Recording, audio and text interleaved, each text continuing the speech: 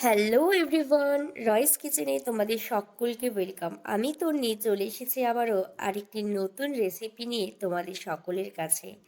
মাঝখানে কিছুদিন মামা বাড়ি চলে গেছিলাম দাদার বিয়ে উপলক্ষে, যার জন্য কোনো ধরনের কোনো রেসিপি শেয়ার করতে পারিনি।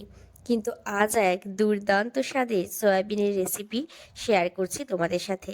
আশা রাখছি তোমাদের এই রেসিপি ভীষণ ভালো লাগবে। এখানে আমি প্রথমেই 10 টাকা দামের ছোট সাইজের সয়াবিনগুলো নিয়ে নিয়েছি, যেটাকে আমি জল এবং সামান্য লবণ দিয়ে ভাপিয়ে নিলাম বেশ কিছুক্ষণ। এবার আমি এটা জল ছাঁকতে দিয়ে দিব, আর ততক্ষণে সয়াবিনগুলো বেশ ঠান্ডা হয়ে যাবে। আমি এখানে ছোট সাইজটা ইউজ করেছি, যদি তোমরা বড় সাইজের সয়াবিন দিয়ে করতে চাও তাতেও কিন্তু কোনো রকম কোনো অসুবিধে নেই। এবার আমি কড়া বসিয়ে তাতে সর্ষের তেল দিয়ে দুটো কুচনো পেঁয়াজ, একটা টমেটো, 7 থেকে 8 কোয়া রসুন এবং সামান্য আদা আর কিছুটা পরিমাণ কাঁচা লঙ্কা আমি ভেজে নিচ্ছি, ওই মোটামুটি 2 থেকে 3 মিনিটের জন্য। তার মধ্যে সামান্য চিনি এবং 1 চামচ লবণ দিয়ে, চিনিটা এই কারণেই দেওয়া হলো যাতে কালারটা খুব সুন্দর আসে, বাট ওটা একদমই অপশনাল। ভেজে আমি তুলে রাখলাম, আর এদিকে গরম মশলা কিছুটা থেতিয়ে রাখছি, এটা আমার পরে কাজে লাগবে।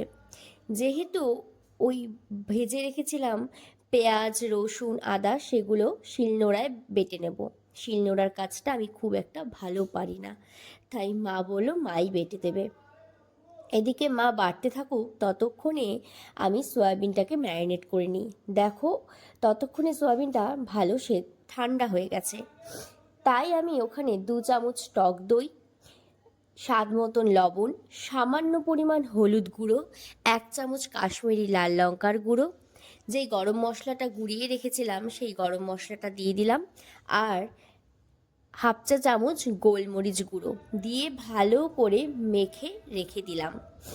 আর এদিকে ওই 3 থেকে 4 চামচের মতন সর্ষের তেল দিয়ে তেলটা গরম হয়ে গেলে তাতে গরম মশলা, একটা গোটা তেজপাতা আর দুটো শুকনো লঙ্কা ফোড়ন দিয়ে দাও। এবার হালকা স্মেল ছাড়তে শুরু করলে সেই শিলনোড়ায় বেটে রাখা সেই মশলাটা ওপর থেকে দিয়ে দাও।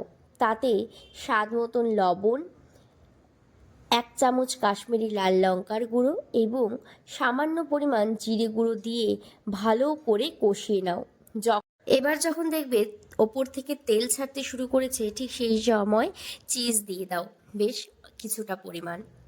এটা কিন্তু একদমই মাস্ট, অবশ্যই দেওয়ার চেষ্টা করবে, কারণ এই চিজটা দিলে কিন্তু খাওয়ার স্বাদটা কিন্তু অনেকটা দ্বিগুণ বেড়ে যায়। যদি কেউ চিজ খেতে পছন্দ না করো তাদের জন্য বলে দিচ্ছি, তারা চিজের পরিবর্তে 2 চামচ ফ্রেশ ক্রিম দিয়ে দিবে। অবশ্যই দেওয়ার চেষ্টা করবে, আমি বারে বারে বলে দিচ্ছি, তাতে কিন্তু এই সয়াবিনের স্বাদটা দারুণ টেস্ট হয়। ব্যাস, তারপর সামান্য জল দিয়ে আবারও বেশ কিছুক্ষণ কষিয়ে ওই ম্যারিনেট করা সয়াবিনগুলো দিয়ে ভালো করে কষিয়ে নাও। নামানোর আগে ওপর থেকে ধনেপাতা কুচি দিয়ে নামিয়ে নিলেই রেডি হয়ে যাবে আমাদের এই দারুণ স্বাদের আজকের এই সয়াবিনের রেসিপি। রুটি, নান, পরোটা যে কোনো কিছুর সাথে কিন্তু খেতে দারুণ লাগে। আজকের এই রেসিপি তোমাদের কেমন লাগলো অবশ্যই কিন্তু জানিও।